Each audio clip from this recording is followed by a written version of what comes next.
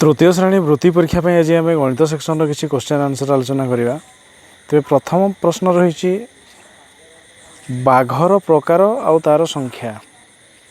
तेज बाघर प्रकार कौ प्रकार बाघ केते अछंती देइछि, तापर देइछि केउ केउ बाघों संख्या रे समष्टि महाबल बाघों संख्या सहित सामान। यार उत्तर खोजापी पड़ो आमको। तेज देखी ना कौ बाघ केते अछंती। धला बाघ हूँ 3टी, महाबल बाघ हूँ 5टी, चिता बाघ 2टी, कलापतिया बाघ 1टे। तबे आहरी पुणी प्रश्न कही कौन केउ केउ बाघों संख्यार समष्टि महाबल बाघों संख्या सहित सामान। महाबल बाघ हूँ केते ना 5टी। तेबे आउ कौ कौ बाघ मिसिक 5टी हूँ देखा। ऑप्शन क हूँ धला बाघ और कलापतिया बाघ। धला बाघ हूँ 3टा, कलापतिया बाघ हूँ 1टे। ताले 4टा है कि ताले ऑप्शन क हो पार ना। ख धला बाघ और चिता बाघ। धला बाघ हूँ 3टी, चिता बाघ 2टी, होगला 5टा। ठीक अच्छे 5टा पाईगले। ताले ख ठीक होगला। ग देखा चिता बाघ और कलापतिया बाघ। चिता बाघ हूँ 2टा, कलापतिया बाघ 1टे, 2टा के 3टा। ऑप्शन ग हो पार ना। घ चिता बाघ कलापतिया बाघ धला बाघ। चिता बाघ 2टा, कलापतिया बाघ 1टे, 3टा, धला बाघ 3टा, 6टा होगले। तेणु ऑप्शन घ भी हो पार ना। तेणु ऑप्शन ख ही हम यार राइट आंसर। ऑप्शन ख हो यार राइट आंसर। यापर 2 नंबर फूलर नाम देइछि, फूलर संख्या देइछि, तापर केउ फूल संख्या सबुठु कम बारिया पड़ो। प्रश्न रही सदाबिहारी हूँ 4टी, मंदार हूँ 5टी, नीम हूँ 3टी, अपराजिता 2टी। तब लिखाई केउ फूलर संख्या सबुठु कम। ताले कोटा कम सदाबिहारी ना मंदार ना नीम ना अपराजिता। तेरे देखिए सबुठु कम हूँ कोटा ना 2 जे अपराजिता हूँ सबुठु कम। अपराजिता कौटी ऑप्शन घ रही तेणु राइट आंसर। यापर 3 नंबर लुडु गोटी को गड़ाइबा द्वारा मिलता तथ्य सारणी रे लुडु गोटी पाखरे दिखाई। ताले सारणी दिखाई ये हूँ लुडु गोटी पाख आटा मोट थर के थर पड़ी। लुडु गोटी पाख माने ये लिखाई 1 लिखाई माने जो गोटे गोले बिंदु से हूँ 1 के थर पड़ी, 2 थर पड़ी। 1 हूँ 2 थर। तापर देखा 5 हूँ 3 थर। तब 1 2 3 4 5 गणिकी देखा 3 थर पड़ा, 3 5 थर पड़ा, 4 3 थर पड़ा।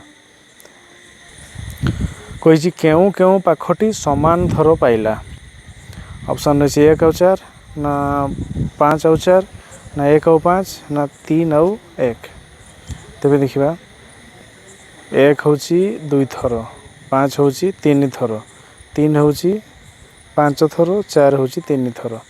तेरे 3 3 वाला ठीक अच्छा। 3 हूँ के 4 वाला गोटे हूँ 4 वाला हूँ 3 थर, 5 पड़ा भी 3 थर। तेणु ये 4 और 5 सामान थर पड़ी। तेरे 4 और 5 सामान थर पड़ी। 4 और 5 माने 5 और 4। ऑप्शन ख हो यार राइट आंसर। यापर 4 नंबर अच्छी फलर नाम लिखाई पुणी फल संख्या देइछि। कौ कौ फल देखा आंब देइछि 9टा, कदली 7, पिजुड़ी 8, पणस 1, सेव हूँ 4टी। तापर कौन प्रश्न रही देखा ना पणस संख्या केउ 2 फलर वियोग फल सह समान। पणस हूँ 1, पणस हूँ 1।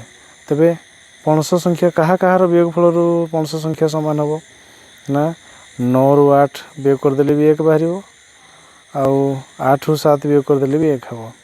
तेबे कौन पाइले 9टा हूँ आंबरू जदि पिजुड़ी को फेड़दवा तेबे 1 पाइबा, ना पिजुड़ी रु कदली को फेड़दे भी 1 पाइबा। तेबे आंब आंब आउ पिजुड़ी, पिजुड़ी आउ कदली कौन देखिए ऑप्शन देखा आंब आउ पिजुड़ी देछि। आंब एवं पिजुड़ी ऑप्शन गो हो राइट आंसर। यापर 5 नंबर जता नंबर दी जाइए और पिला संख्या भी दिखाई। तेज जता नंबर केते केते 3 नंबर 2टा पिला, 4 नंबर 4टा पिला, 5 नंबर 1 2 3 4 5टा पिला, 6 नंबर 3टा पिला, 7 नंबर 3टा पिला। तेरे प्रश्न कौन करने कही देखा लिखाई ଉପର ସାରଣୀରେ 20 ଜଣ ପିଲାଙ୍କର ଜୋତା ମାପ ସାରଣୀରେ ଦିଆଯାଇଛି।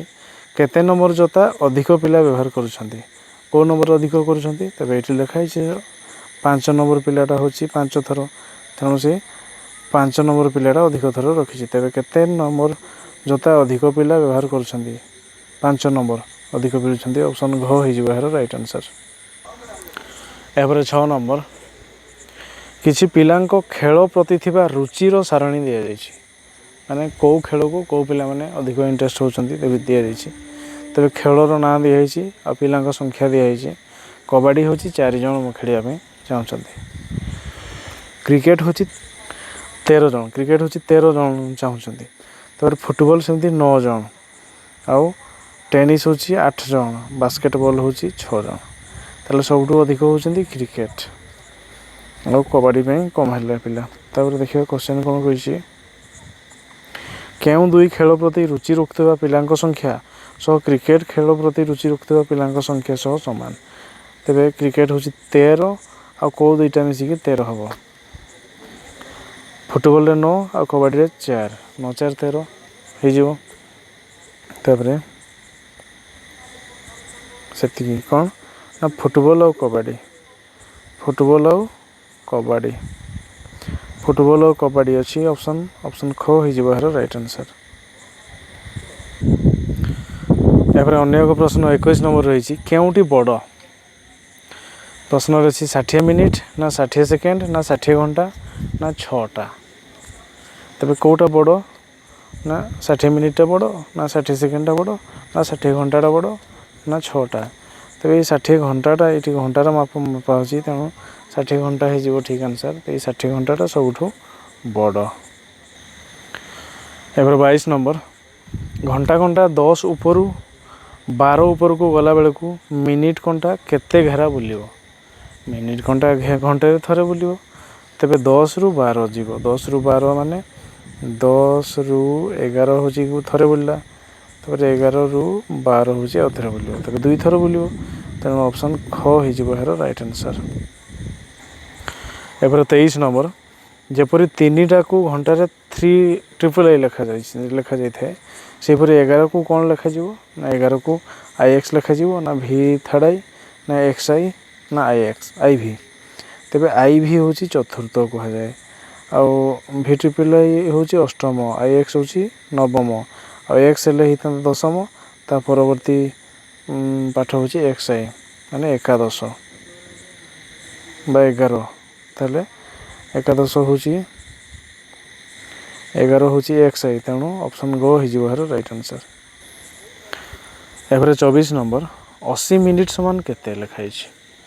80 ମିନିଟ୍ ସମାନ କେତେ? 8 ଘଣ୍ଟା 80 ସେକେଣ୍ଡ ନା 1 ଘଣ୍ଟା 20 ମିନିଟ୍ ନା 8 ଘଣ୍ଟା 8 ମିନିଟ୍ ନା 1 ଘଣ୍ଟା 80 ସେକେଣ୍ଡ। ତେବେ 80 ମିନିଟ୍ ହେଉଛି, 80 ମିନିଟ୍ ବଦଳରେ ଆମେ ଲେଖିପାରିବା କେତେ ନା 80 ମିନିଟ୍ ହେଉଛି 60 ମିନିଟ୍ ପ୍ଲସ୍ 20 ମିନିଟ୍। ଏ 60 ମିନିଟ୍ ହେଇଯିବ 1 ଘଣ୍ଟା ତାପରେ 20 ମିନିଟ୍, 1 ଘଣ୍ଟା 20 ମିନିଟ୍, ତେଣୁ ଅପସନ୍ ଖ ହେଇଯିବ ଏହାର ରାଇଟ୍ ଆନ୍ସର୍। ଏପରେ 25 ନମ୍ବର, କେତକୀ ସକାଳେ 2 ଘଣ୍ଟା 15 ମିନିଟ୍, ବିଦ୍ୟାଳୟରେ 4 ଘଣ୍ଟା 30 ମିନିଟ୍, ରାତିରେ 1 ଘଣ୍ଟା 45 ମିନିଟ୍ ପାଠ ପଢ଼େ। ତେବେ କେତକୀ ମୋଟ କେତେ ସମୟ ପାଠ ପଢ଼େ? ଅପସନ୍ ଅଛି 8 ଘଣ୍ଟା 30 ମିନିଟ୍ ନା 7 ଘଣ୍ଟା 30 ମିନିଟ୍ ନା 6 ଘଣ୍ଟା 50 ମିନିଟ୍ ନା 8 ଘଣ୍ଟା 40 ମିନିଟ୍। ତେବେ କ'ଣ କରିବା ନା କେତକୀ 2 ଘଣ୍ଟା 15 ମିନିଟ୍ ପଢ଼ୁଛି, 2 ଘଣ୍ଟା 15 ମିନିଟ୍ ପଢ଼ୁଛି, ତାପରେ 4 ଘଣ୍ଟା 30 ମିନିଟ୍, 4 ଘଣ୍ଟା 30 ମିନିଟ୍ ବି ପଢ଼ୁଛି, ତାପରେ 1 ଘଣ୍ଟା 45, 1 ଘଣ୍ଟା 45 ମିନିଟ୍ ବି ସେ ପଢ଼ୁଛି। ତାହେଲେ କେତେ ପଢ଼ିଲା ମୋଟରେ?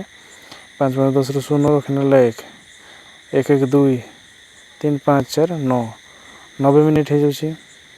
ଏଠି 90 ମିନିଟ୍, ତାପରେ ହେଉଛି 2 4 6 1 7, 7 ଘଣ୍ଟା 90 ମିନିଟ୍। ଏ 90 ମିନିଟ୍କୁ ଆମେ 60 ମିନିଟ୍ କାଢ଼ି ନେଇଯିବା ଆଉ 7କୁ 8 କରିଦେବା, ତେବେ କେତେ ହେଇଯିବ? 8 ଘଣ୍ଟା 90ରୁ 60 ପଡ଼ିଛି ମାନେ ଆଉ 30, 8 ଘଣ୍ଟା 30 ମିନିଟ୍। ତାହେଲେ ତାକୁ ସେ ମୋଟରେ ସେ ପଢ଼ୁଛି। 8 ଘଣ୍ଟା 30 ହେଉଛି ଅପସନ୍ କ, ତେଣୁ ଏଇ ଅପସନ୍ କ ହେଇଯିବ ଏହାର ରାଇଟ୍ ଆନ୍ସର୍।